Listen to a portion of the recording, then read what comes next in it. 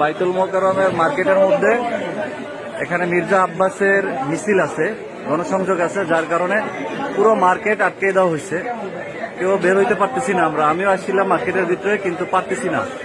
সব জায়গা থেকে বাধ্য করা হচ্ছে তারা মিছিলে থাকার জন্য।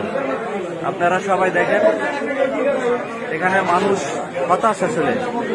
এরকম বাধ্য করা হবে, গেট আটকাই দিচ্ছে মার্কেটে। মানে এখানে আপনার বাধ্য করা হচ্ছে যে মির্জা আব্বাসের মিছিলে থাকতে হবে। যে ভাই আছেন, ভাই বক্তব্য শুনতে পারেন। ভাই আটকাই দেওয়া হয়েছে কেন? বলেন বলেন, কেন আটকাই দেওয়া হয়েছে বলেন। লজ্জা পাইতেছেন না ভয় পাইতেছেন? তাহলে বলেন ভাই।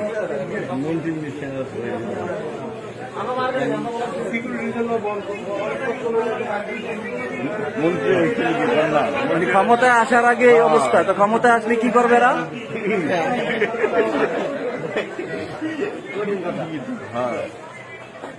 সে তো এখন সাধারণ মানুষ, এমপিও না মন্ত্রীও না, তার মিছিলে বাধ্য করা হইবে, এটা কোনো কথা? দেখেন ভাই, প্রত্যেকটা গেট বন্ধ করে দেওয়া হয়েছে, যে তালা মেরে দেওয়া হয়েছে যাতে করে সাধারণ মানুষ বের হইতে না পারে। ভাই বলেন, ভাই বলেন।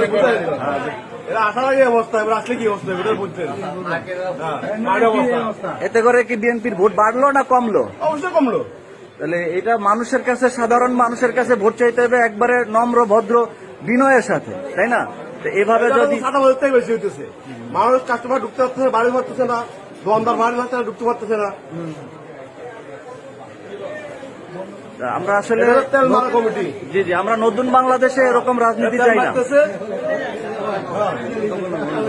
এটা আপনাদেরকে কমিটি বাধ্য করছে, তাই না? তাহলে কমিটি কাদের লোক বা কাদের? বিএনপির লোক। এটা ভাই সরাসরি তো বলে দিলেন।